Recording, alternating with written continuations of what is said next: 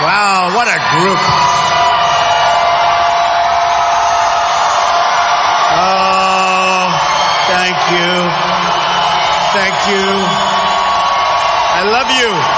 We love Texas. I love you. I love you, Texas.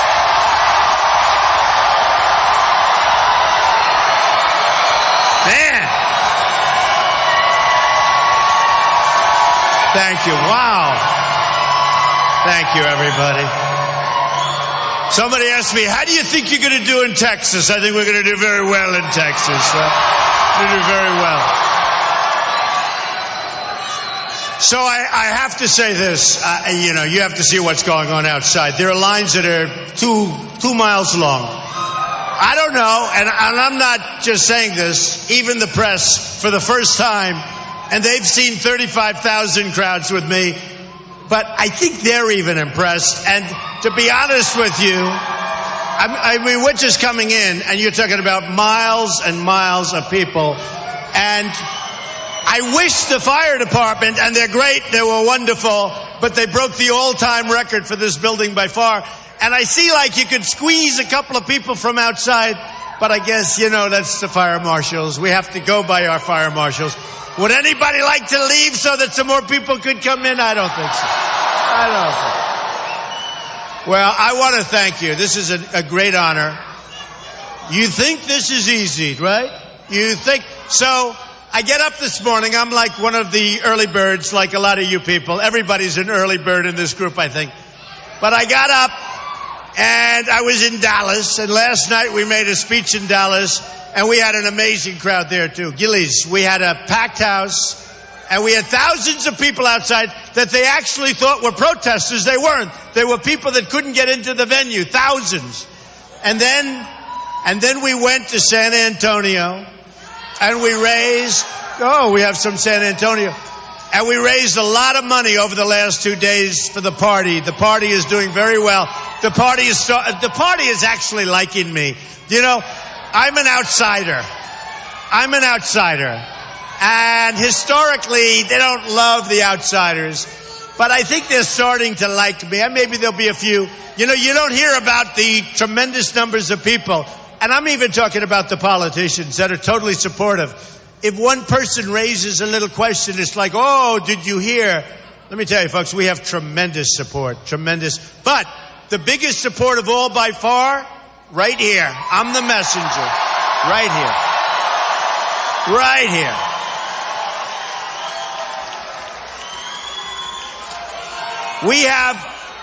We have support like perhaps nobody's ever had when they've run for office, certainly at this stage.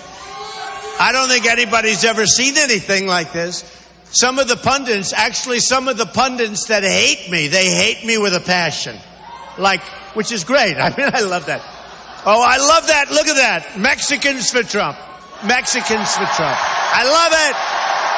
I love it. I love that. Thank you. Thank you. That's cool, man. And you know why it's Mexicans for Trump? Because I'm going to bring jobs back into our country, folks. I'm going to bring jobs back into our country. And Hillary doesn't have a clue. She doesn't know about jobs. Remember this. Remember this. Her husband signed NAFTA. True. Maybe the worst economic development transaction ever signed in the history of our country. It cleaned out our manufacturing. I mean, I just won so many states, and I got to see these states. I went all over the different states in Pennsylvania, New York, all over the place. And I got to see what NAFTA, the havoc that it wreaked. And it's taken our jobs just like we're a bunch of babies, and moved them to other places. Honestly, moved them all over Mexico. We have states where they say, I have statisticians, right? The world's most boring job, but yeah, we got to do it. Somebody's got to do it. And I get numbers where certain states lost 50 and 60% of their manufacturing jobs. And you'd go upstate, like upstate New York, and you see empty factories, empty buildings that you could buy for nothing, buildings that have been abandoned where they left. because Bill Clinton signed NAFTA. And it didn't affect him so much because he was gone. But boy, did it affect the rest of these presidents. Let me tell you. And we're going to bring our jobs back. We're not going to be the stupid people anymore, folks. We're not going to be the stupid people.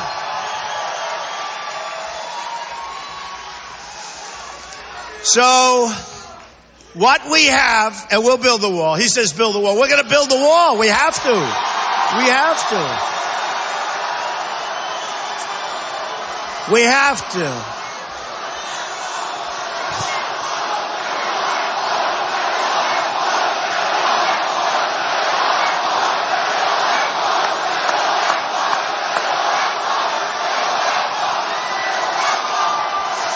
Look, we have no choice. We have no choice.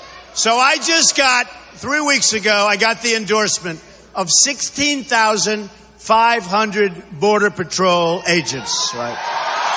16,000. It's the first time they've ever endorsed a presidential candidate, okay? And they're great people. And by the way, their job is much easier now. Stand back. Don't talk. Don't do this. Stand back. Much easier job.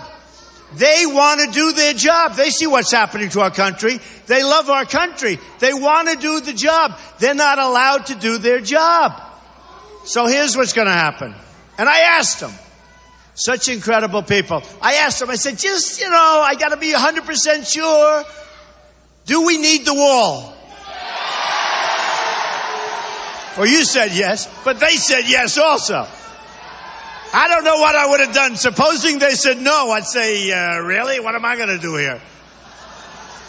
But I said, do we need? And they said, Mr. Trump, it is such an unbelievably important weapon for drugs pouring through. I mean, we have drugs pouring into our country. When I won New Hampshire, I love New Hampshire, my first victory. We won 37, I think, I have to say I think, because if it's like 36 or 35, even if it's 38 or 39, they'll correct me. But we won New Hampshire, and when I say we really won it. We won it. This is all about we. This is about we. We. I'll tell you, folks, I didn't have to do this. I didn't have to do this. This is, I love it. I love it. I love it. But I didn't have to do it. This is like work, folks. This is like, hey, you know what? Yesterday was the 1-year anniversary when I announced we're going to run. Yesterday. That's great. The 1 year, that was the 1 year from yesterday. Somebody said, it's June 16th. I said, June 16th, that's when I decided to do this. And it's been a great experience. Thank you, darling. Thank you. I love you. I love you. I love everybody in this room. I love everyone in this room. And the amazing thing, and we all love each other. I'll tell you what, you see, oh, wow, somebody was protesting. The safest place to be anywhere is at a Trump rally, believe me. The safest place. It's the safest place.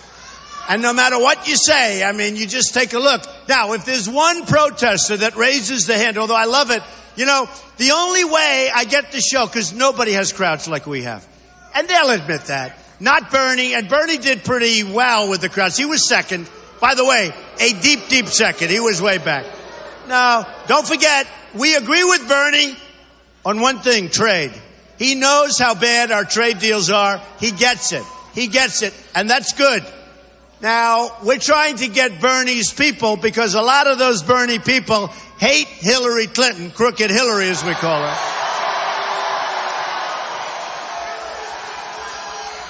And of course, Bernie hates Hillary Clinton. We know that, that's for sure. One thing you gotta say, he doesn't give up. She's going, is he still here? Is he still here? Who would have thought that I was going to win, 8 weeks ago? It was supposed to be the opposite way. And here we have it from 8 weeks ago, and she's still out there trying to say, can we get rid of Bernie? Is there any way? And just like She can't close that deal, folks. She won't be able to make trade deals. She won't be able to take care of our military. Everybody's going to be ripping us off as a country, okay? The same exact way and the same way that you're looking at it. So look, here's what we have to do. When I came down, thank you. When I came down, and I actually said, oh, I thought it was a protester. I said, friend or foe? And it was friend, and I was disappointed. Because if it's friend, the cameras will never go there. So that's no good. Thank you. That's called an enthusiastic friend. But just so you understand, we've had things happen to our country. I mean, World Trade Center.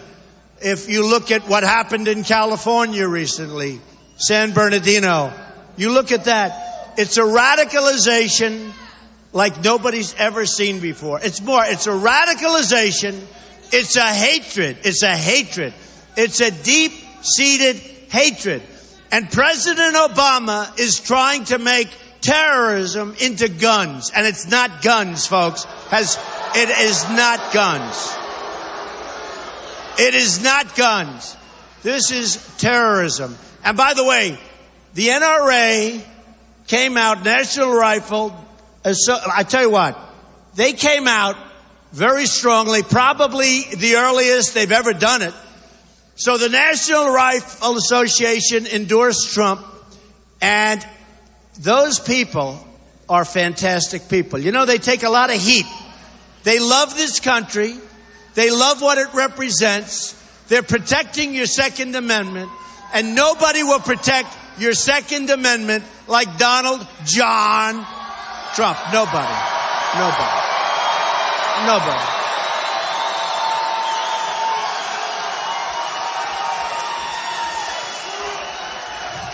And remember this, Hillary Clinton wants to abolish the Second Amendment. Essentially, she wants to abolish the Second Amendment. She wants to take your guns away, and you see things like we saw over the weekend. Remember this, if you had some of those incredible young people that were so brutally killed over the weekend, or people in Paris, where you have the toughest gun laws in the world, in Paris and France. In Paris, you have the toughest gun laws in the world, 130 killed, wounded, still in the hospital, devastated, they'll never be the same, just horribly wounded. Same thing in San Bernardino. Same thing in our military base, where we had 5 unbelievable soldiers. One of them was a world-class marksman. It was a gun-free zone. You know, a gun-free zone oftentimes means carnage, because let's call them the enemy, which is what they are, and we should declare war on ISIS. We should declare war on ISIS.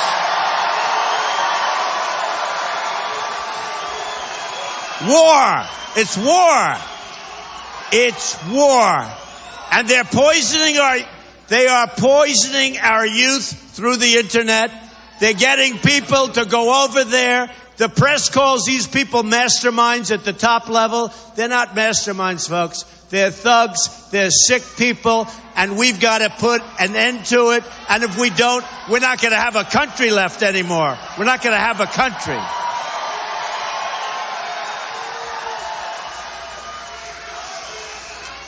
So we're going to get very tough. Our military is depleted, badly depleted. You see that.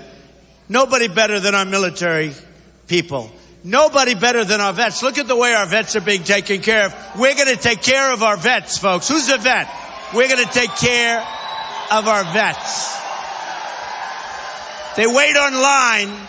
These are great people, our greatest people. They wait online for 5, 6, and 7 days, and they die. They die waiting to see a doctor for a routine ailment. A routine ailment, and they're waiting 5, 6, 7 days. And you see what's happening. You see what's happening. It's like Hillary. It's a corrupt enterprise, okay? It's a corrupt enterprise. And we're going to straighten that out. We're going to make sure they get very quick and very good care.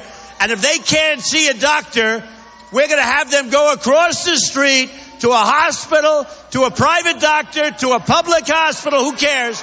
And we're going to pay the bill. We're going to pay that bill. And you know what? That's less expensive, by the way. That's less expensive than what we're doing right now. And you look at the number of deaths. So we're going to take care, very much so. We're going to take care of our veterans. And I'm the one, for the first time in decades, our veterans are going to be treated like they should be treated. They're going to be treated great.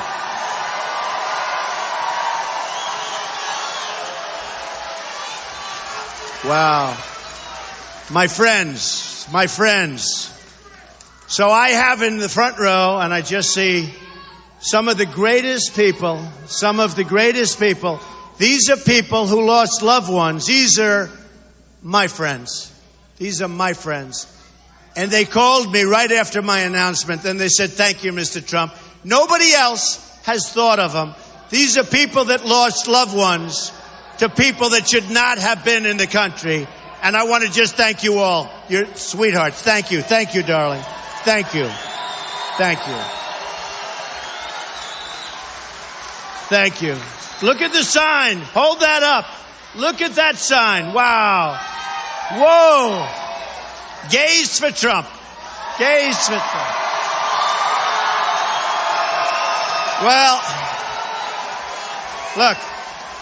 Hillary Clinton, crooked Hillary, takes tens of millions of dollars into her foundation, takes tens of millions of dollars from countries that kill gays and that enslave women. And I will tell you, I am far better for women. I am far better for gays.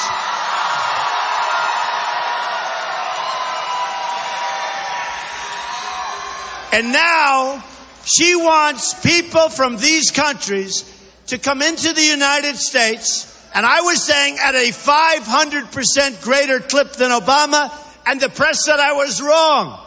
Guess what? It was 550%. It was more.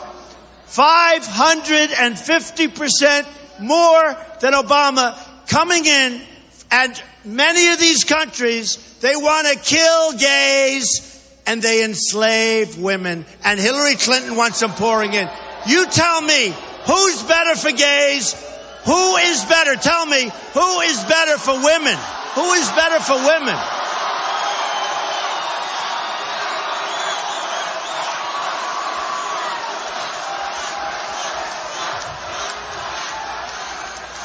And what happened to the LGBT community over the weekend, to what happened there, and remember this, before we get off to the next subject, which is going to be a very interesting subject for you folks, but don't we feel bad for the 10, 15, 20, how many people are outside, press? How many? Is it 10,000 or 20,000? Because I'll tell you what, I think it's closer to 20. Anyway. If we had people where the bullets were going in the opposite direction, right smack between the eyes of this maniac,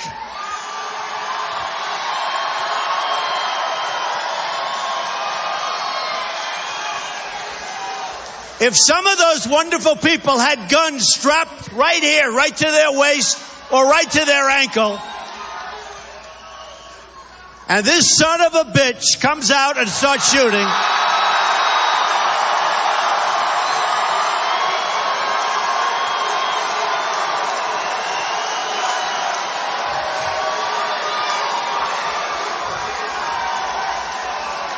and one of the people in that room happened to have it and goes boom, boom.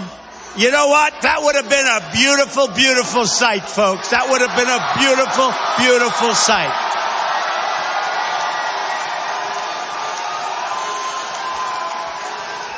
So don't let them take your guns away.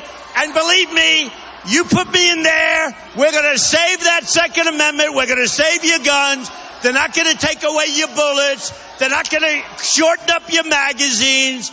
They're not going to do anything. We're going to preserve it and we're going to cherish it. And that's what we have to do.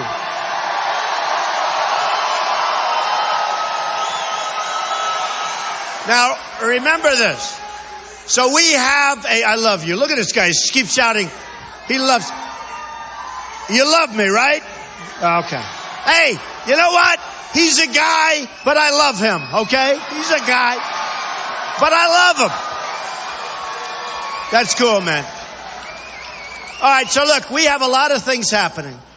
One of the things is by circumstance, we lost a great justice, Scalia, and on the Supreme Court, we're going to have probably 3 picks, but it could be 4, it could even be 5. It could be a record in the history of the Supreme Court for a 4-year term.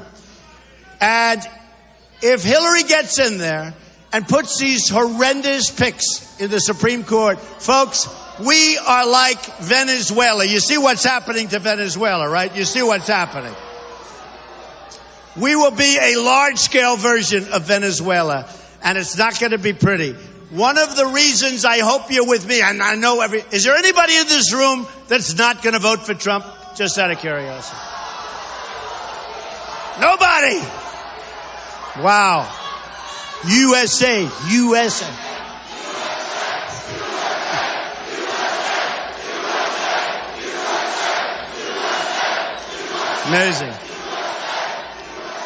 Amazing. Okay, so, ready? So, one of the most, look, defense is always the most important, right? You know, defense is always. But I will pick great, smart, brilliant, conservative, intellects, great judges. And what I've done is we went to the Federalist Society, where they really, and also with the auspices of Heritage, which is a great group. And we picked 11 judges. We're going to probably put 3 or 4 more on there. But we picked 11 great judges. And I said, from this group or very similar to this group, we are going to pick judges for the United States Supreme Court. And you're going to be proud of those judges, and they're going to be terrific. Hopefully very much in the mold of Judge Scalia. That's what we want to do, okay? So I just think it's so important. The defense of our country, we have to build up our military, we have to take care of our vets, we have to do all these things. But we have to pick great justices for the Supreme Court. And if we don't, we're not going to have a country anymore. We're not going to have a country. So it's so important. And a lot of people forget. They say, oh, well, this and that. It's so important. One of the most important things. Okay, so, ready? We need borders, right? We need borders. We need borders. And he was saying just a little while ago, the wall. And we're going to have the wall. And we're going to have a wall. It's going to be such a beautiful wall. It's going to be so big. It's going to be so powerful. It's going to be as beautiful as a wall can be.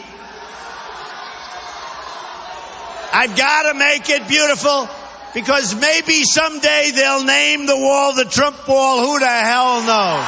Who the hell knows?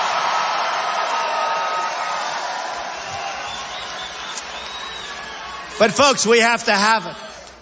And the Border Patrol said, Mr. Trump, you need it. Look, here's the story. We need borders. We don't have borders right now. We need borders. We either have a country or we don't. We don't have borders, we don't have a country. All right? And people are pouring in, and we need this. But we also need it for drugs.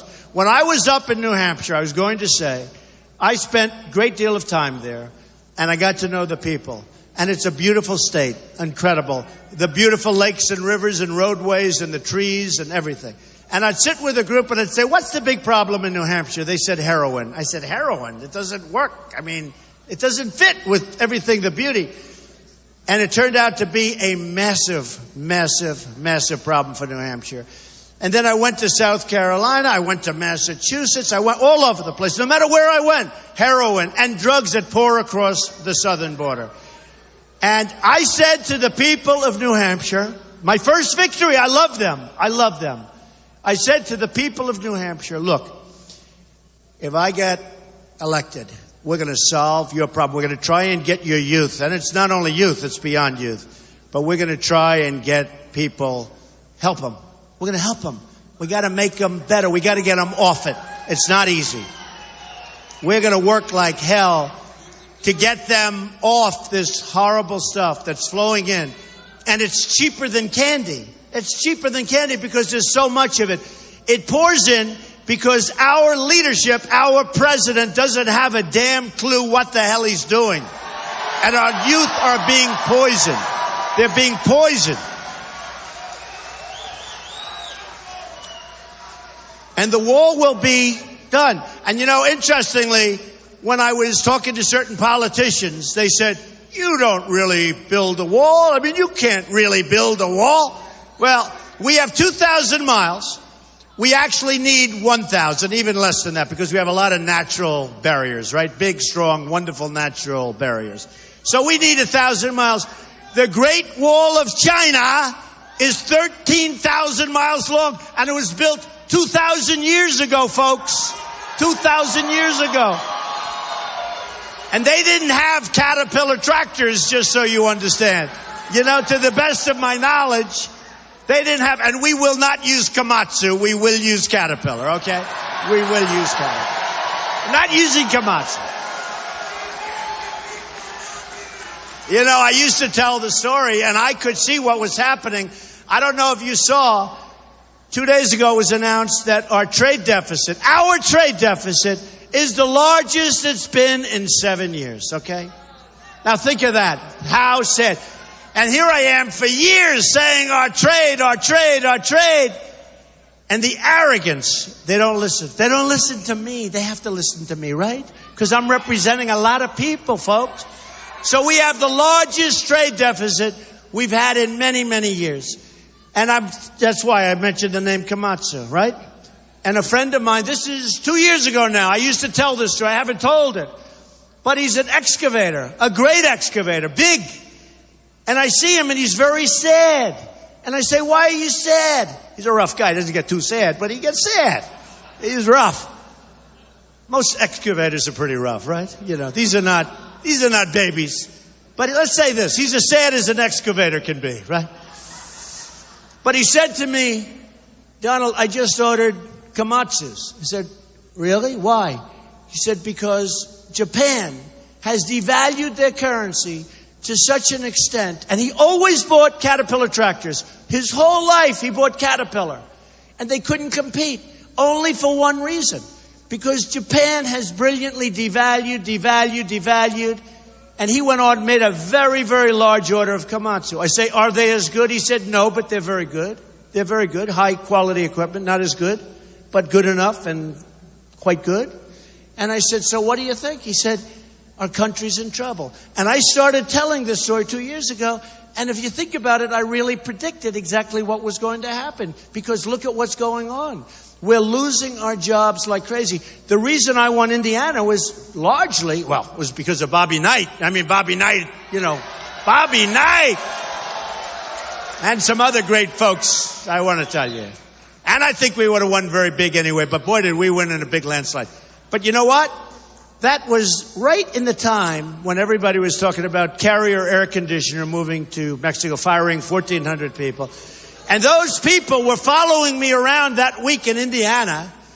They came from Indianapolis, and Carrier had a big plant, and they said, we're closing it, folks. So remember, it was on all over television. We're closing it. We're moving to Mexico. Now, I don't blame Mexico. And I don't blame China for ripping us off, and they are ripping us big league, right?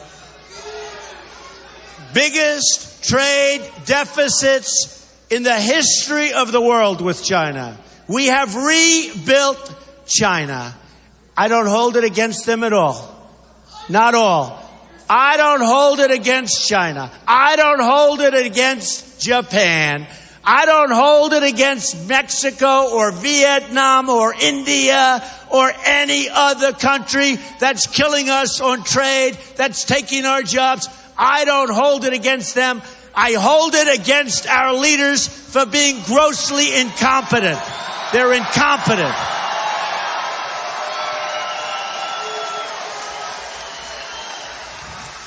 And when they want to take our companies out of our country, there's going to be a price to be paid. There's going to be consequences. No more, folks. No more.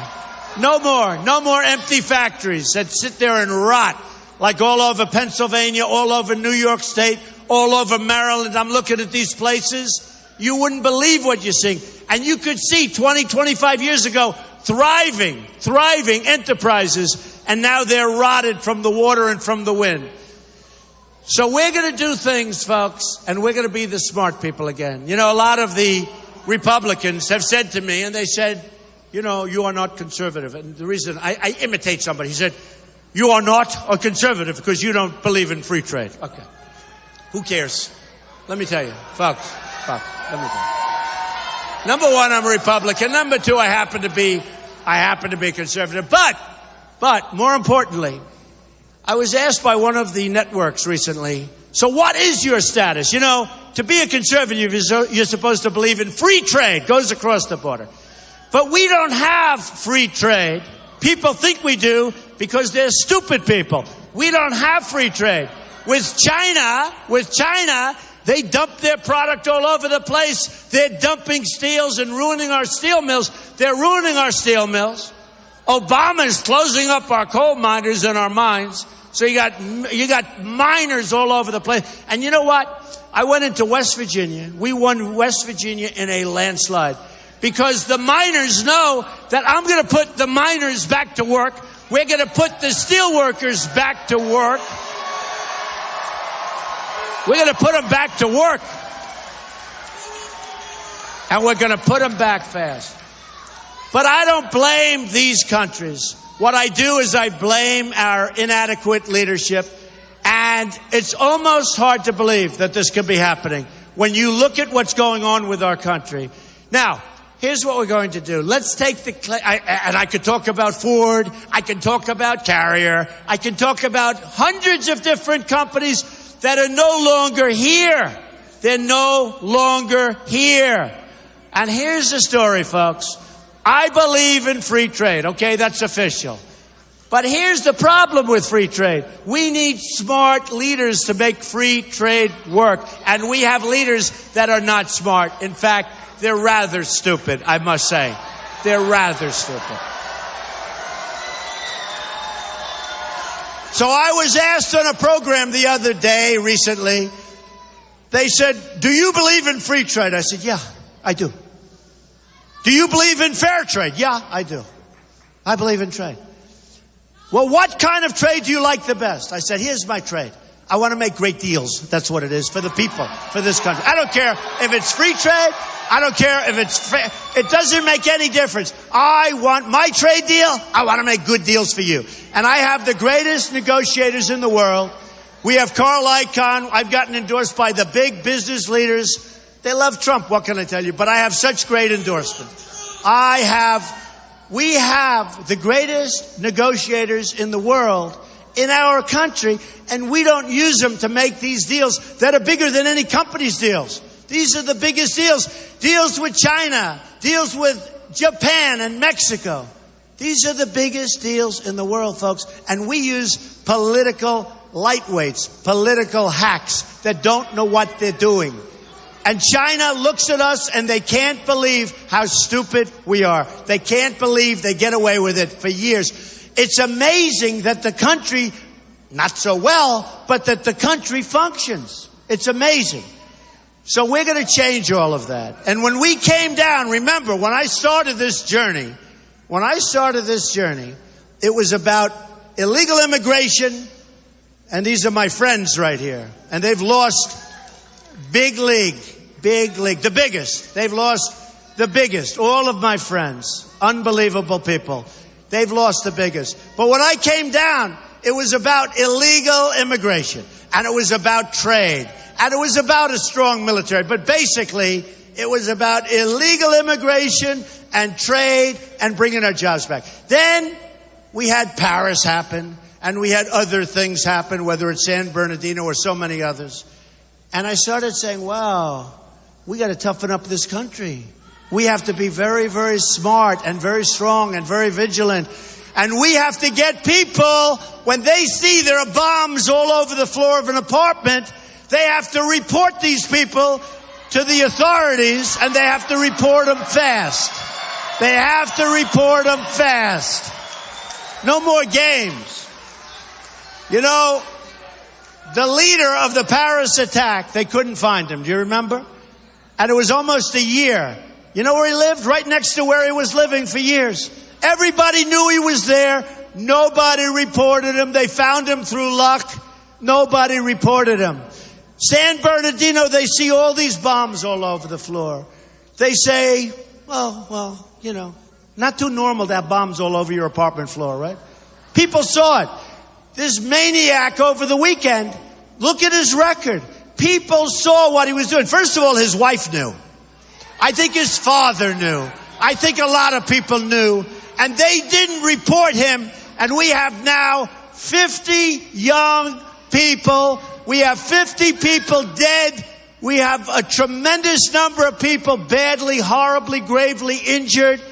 They didn't report him. They knew he was going to go. They knew he was going to explode.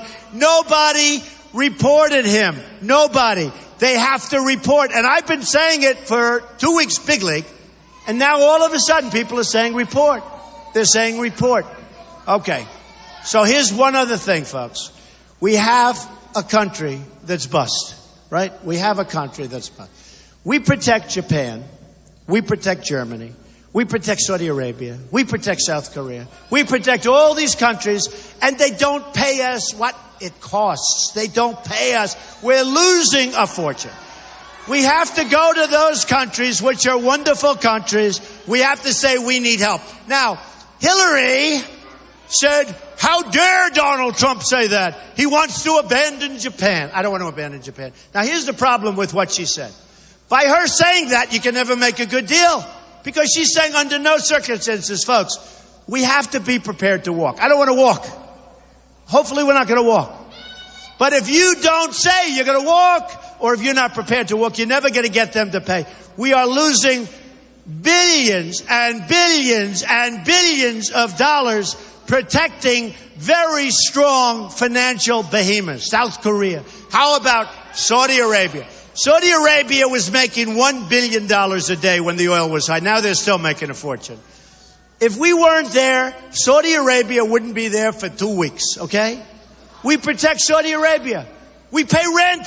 We pay rent on facilities that we have. We pay rent, and we're protecting. With Japan, with our Japan treaty, if the United States gets attacked, they can watch the attack on Sony television and never do a thing. If they get attacked, we have to use the full force of our armed forces to protect them, okay? Who makes these deals? Who makes these deals? Who makes these deals? So what I'm saying is this. I have to go, my favorite.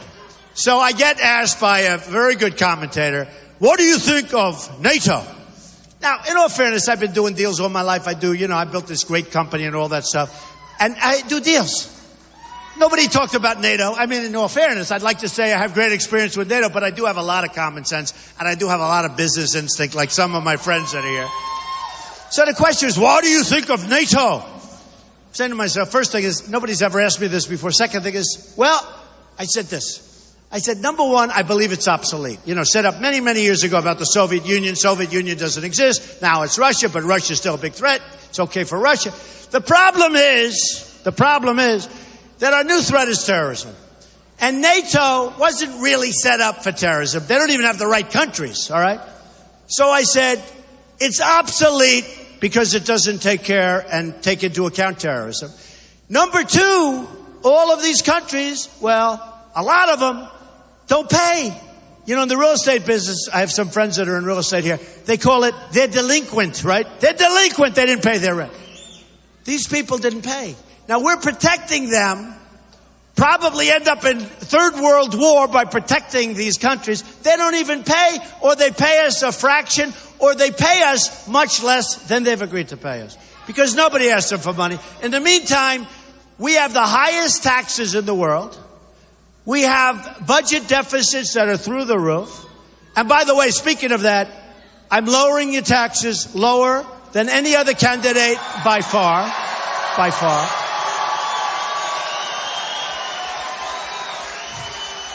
And we're getting rid of these horrible, horrible regulations that are killing people and killing small business. We're getting rid of so many of them. So many of them. So I said, it's obsolete. They don't take care of terrorism. And they're not paying up. They got to pay up. And it turned out I was right on both counts. But I'll never forget. The first 3 or 4 days, Donald Trump didn't know anything about NATO. I said, why? 3 or 4 days later, all of a sudden, people that studied it very closely, that never study anything else, they have blinders on, right? They can't see the forest for the trees, right? You know the expression. They can't see the forest for the trees. All of a sudden, 3 or 4 days later, people are saying, he's brilliant. He's right. He's brilliant. Like Putin. Putin called me brilliant. I like it. They want me to disavow. Putin said Donald Trump is brilliant. Essentially, he'll be the next leader. But Donald Trump is brilliant. And the people I was debating against, they said, we would like you to disavow that statement. I said, you think I'm going to disavow that statement? Are you crazy? So, with NATO. So, I went 3 days, and the press was just absolutely brutal, like I didn't know what the hell I'm talking about. Give me a break. Then 3 or 4 days later, the experts are starting to say,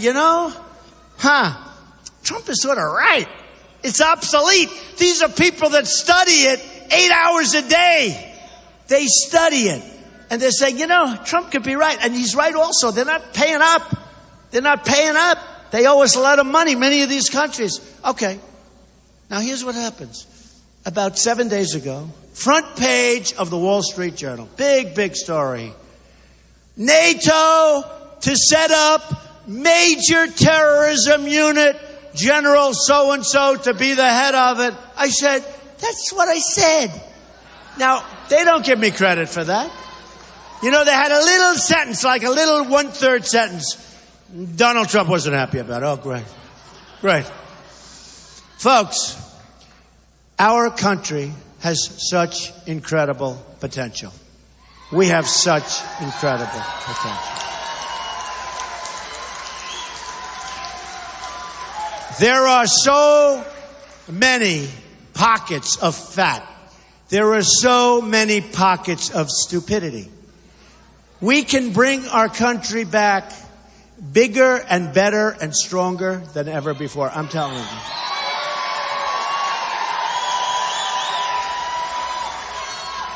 Just on the military.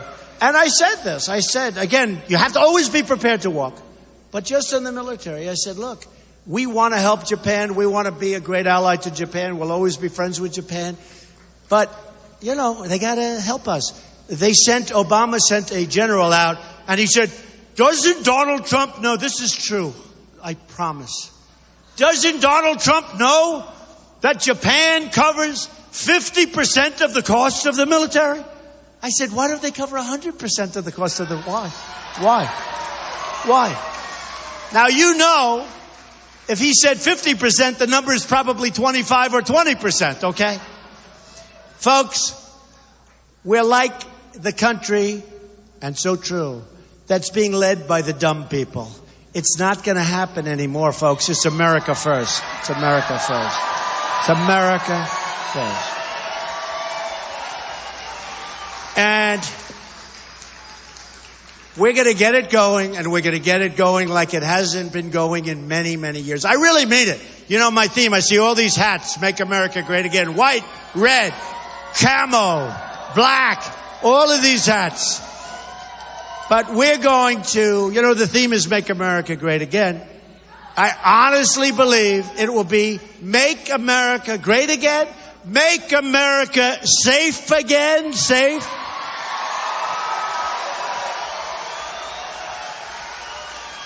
And I really believe that our country can be greater than ever before. I know the people. These are unbelievable. These are unbelievable people. And folks, we don't win anymore, right? We don't win anymore. We don't win. We don't win with anything. We don't win on trade. We don't win with the military. We're going to knock the hell out of ISIS. By the way, we have no choice.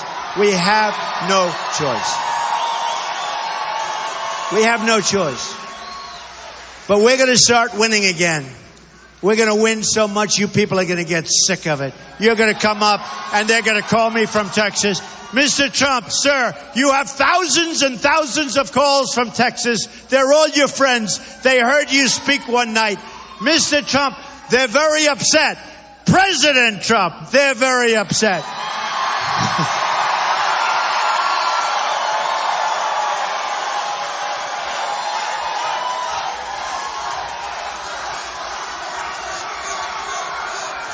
They're going to walk in and they're going to say, go ahead, what the hell difference?